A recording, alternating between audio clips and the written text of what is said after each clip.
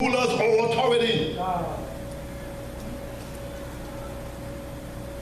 Everything was created by Jesus. And that's important for us to note. We have Jesus presented as creator himself. In verse 18, he's also head of the church, the body of Christ. The Bible says he is the beginning.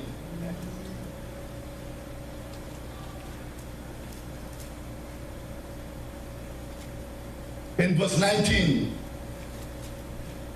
the Bible says it was the Father's good pleasure for all the fullness to dwell in Jesus.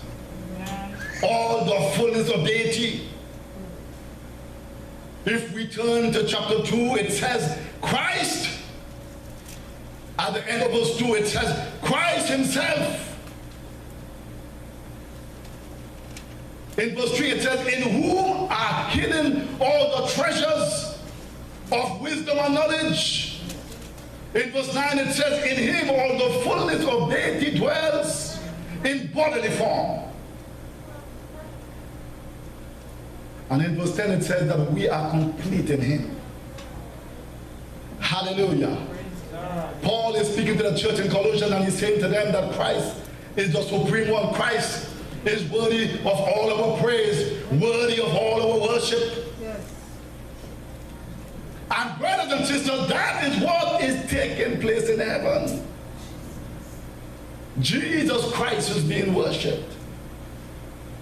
Heaven is preoccupied with the worship of Jesus. Why is that? It is because the Creator God, who created all material things and all spiritual beings, is Jesus Christ. Hallelujah. Glory to God.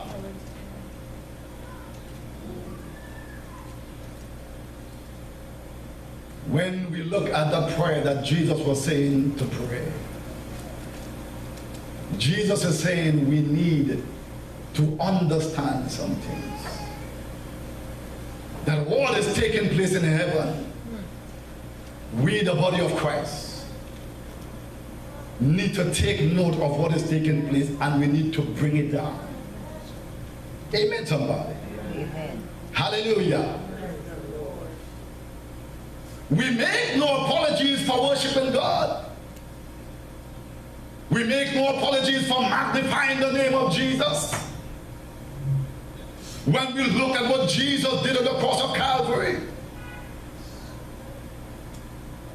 we should never be apologetic.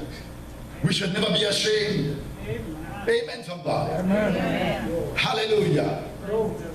We gather to worship him. We gather to exalt him. We gather to learn how to walk even as Jesus walked. Hallelujah. We name him as our Lord. We want to walk as Jesus walked. Hallelujah. If we say we belong to Christ, it means our life should be Christ-like. It means our speech should be of Christ. It means our mannerism should be of Christ. Hallelujah. Glory to God in the highest.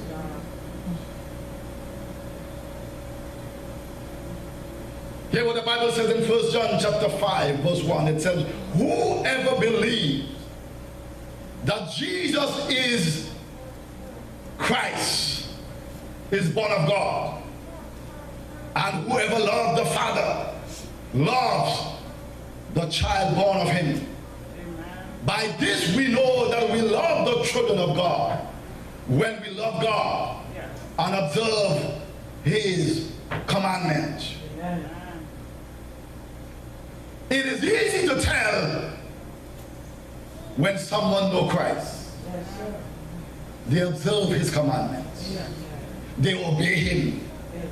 They honor his word. Amen. Hallelujah. Amen. That is the evidence of conversion. Christ becomes the Not just incidental, not just there for a time when I'm going through a situation. But Christ become the focus of my attention. I am consumed with Christ. And this is what is taking place in heaven. The angels are consumed with Christ. Amen. The 24 elders, they are consumed with Christ, with the worship of Christ. What about the church of Jesus Christ? What about us that name the name of Christ? Are we consumed with worship? Has worship of Christ taken over our soul? Or do we use Christ when we need him and put him down when we don't need him? You see, the reason why we go through affliction and trials and obstacles in our life, it is because our life is not consumed. Amen. Why it is some folks are experiencing victory in their Christian life all the time, and some are only experiencing it sometimes? Because those that are experiencing God in their life all the time is because their life is consumed with the worship of Jesus. Their life is consumed with the worship of God. Hallelujah, hallelujah. So that things does not catch them unaware. God speaks to them because they are worshipers. God speaks to them because they are living in worship. Glory to God. For I understand when the Bible said that God dwell in the praises of his people, that when the praises go up, the blessing comes down. But it only takes a believer when he is consumed with Christ, he is consumed with the worship of Almighty God. Amen. And we often wonder why things are not happening the way it should be happening in my life. Because we are not praying heavens down. Amen. We are not praying, Lord, thy will be done on earth as it is in heaven. So when I look and see what's taking place in heaven, I see the angels are worshiping God non-stop continually. I see, glory to God, the 24 elders, they are worshiping God continually. When I look further, I see, glory to God, that Jesus is being worshipped continually by the angels. I see the 24 elders, they take the throne, glory to God, they come from the head and they throw it to the feet of Jesus and they cry out, holy, holy, holy is the Lamb of God that was slain. Glory to God. The worship of Jesus is taking place in the heaven. So I'm saying to us today, it is only when we become consumed with the worship of God, it is only when we become consumed with the worship of Jesus that things will change in your life. Glory to God. It is not just in church, but it is a daily walk. It's a minute walk. It's an hour walk. It's a daily walk. It's a weekly walk. It's a monthly walk. It's a yearly walk of worship. Hallelujah. Hallelujah. Glory to God in the highest. We can tell when someone is consumed by the worship of God. Amen. There is a glow, there is a light, there is a change that come upon that believer's life. Amen, somebody. Amen. In Philippians chapter 3, it tells us, and this is a familiar verse of scripture and book. Paul was a man that spent all his life as a legalist or as a legalistic Jew. But it was on the Damascus road that he met Christ. And when we look at Philippians chapter 3 and verse 8, it says, and Paul is speaking, Paul, listen to what Paul is saying. Paul is saying, I count all things to be lost. Yes. Philippians chapter 3 verse 8. All things to be lost. Amen. In view of the surpassing value of knowing Christ Jesus my Lord, for whom I have suffered the loss of all things and count them but rubbish, yes, sir, in order that I may gain Christ. Hallelujah. Paul was a very educated Jew. One of the most educated young men in his time.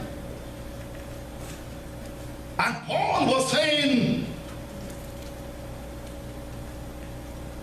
when I came into contact with Jesus, everything that I thought that I knew, everything that I thought that I had, I threw it away. Yes, sir.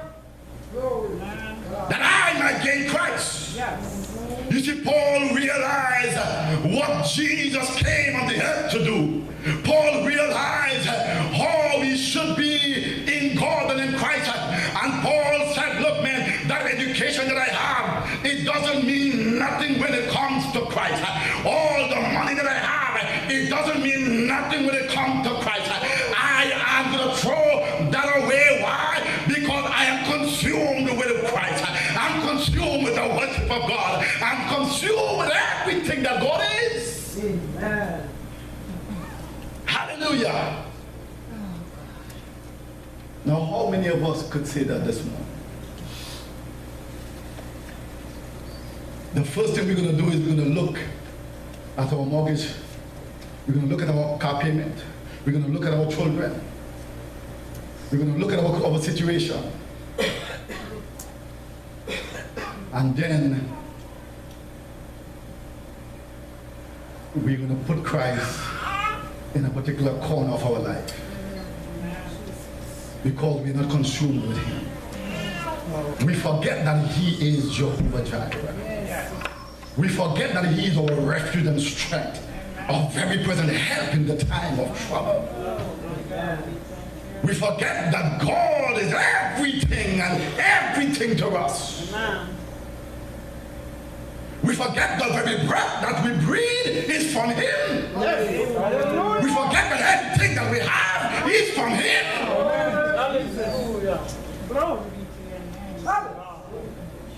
We are in our right state of mind, and we forget that he is the one that has us in the right state of mind.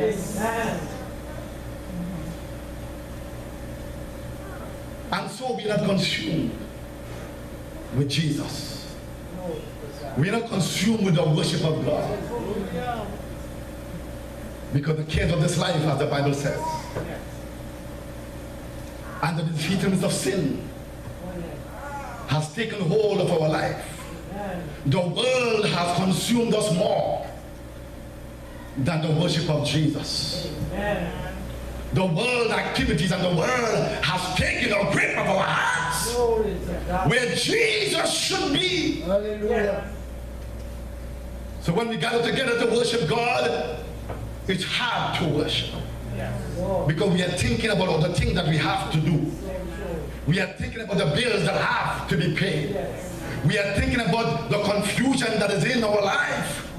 We are thinking about the problem that we are going to face when we leave the church. But if we are consumed with the worship of Jesus, and if we are consumed with the worship of God, I know for a fact that God takes care of his own. I know for a fact that God will meet you at the point of your very need. But your life needs to be consumed with the worship of God. As we pray, thy will be done. Harikato, thy will be done on earth as it is in heaven. Amen, somebody. Amen. Glory to God in the highest. Paul found the pearl of great price, and he sold everything. He found the treasure in the field and sold everything. Amen. He found that Christ was more valuable than anything, more valuable than everything. In Christ, Paul said in verse 9, I received righteousness. In verse 10 he says, I received the knowledge of God, power, resurrection power, sympathy in my suffering, purpose for living, eternal life. And in verse 11, he says, I found everything in Christ. So much that Paul was consumed with Christ. Hear what he says. Paul says, for to me is Christ, and to die is gain. And then in verse 13, Paul says, one thing, hallelujah, hallelujah, one thing. What is that thing Paul is talking about? One thing he's asking, hallelujah, one thing Paul is saying, forgetting what is behind and reaching forward to what is that lies ahead. Paul says, I press towards the goal. What is the goal Paul is talking about? Well, glory to God, Paul is saying, my goal is the same as the one that is upward. What is the price? The price of the upward call. What Paul is saying, it is being Christ-like. Hallelujah. Amen. Hallelujah. Amen. Paul is saying this is the price. Yes. And I become Christ-like. Yes. When a person is consumed with Christ, he would want to be Christ-like. Amen. He would want to pattern his life after Christ. He would want to be an example that when people see him, they can say, yes, this person is a Christian. Meaning that they exemplify Christ-likeness. When they talk, you know that a person is seasoned with Christ. When, glory to God, they present themselves, you know that a person, glory to God, presented Christ every time you see them. Amen. And Paul is saying, this is the price to be like Christ. Amen. Hallelujah. Glory to God. Thank you, Jesus. In Galatians chapter 4 verse 19, Paul says that I have good pains until Christ is fully formed in me. Hallelujah. That is the Christian life. Yes. That's what Paul is talking about. That Christ be fully formed in me. That I be dressed like how Christ is. Amen. That my life be an example of what is taking place in heaven. Right down here on the earth. Amen, somebody. Amen. He says, I'm crucified with Christ. Hallelujah. Nevertheless I live. Yet not I, but Christ lives in me. Hallelujah. And Paul is saying, he that is joined to Christ is one spirit. Yes. We are one with Christ. You cannot tell where it starts from where it ends because we are one with Christ. Yes. We should be consumed. Hallelujah. With Jesus Christ. Amen. Hallelujah. Hallelujah. And I've said in the past, I can walk into a church and I can tell whether it is a place that heaven is coming down. Amen. Hallelujah. Amen. Hallelujah. Amen. Are they worshiping God? Are they praising God? Are they glorifying God? Are they honoring Him? Are they doing the very same to His Son, Jesus Christ? Is Christ the true Christ being honored in their life? Is Christ being honored? Hallelujah. If Christ is enough to satisfy God, because I heard God saying, when Jesus came out of the water, this is my Son in whom I'm well pleased. Amen. Hallelujah. And if God is satisfied with His Son, Jesus Christ, He ought to be enough for us to be satisfied with. Amen. Is the church exalting Christ the way that He should be exalted? Paul met with him on the Damascus road. And he wrote Philippians chapter 3, 30 to 35 years after his conversion.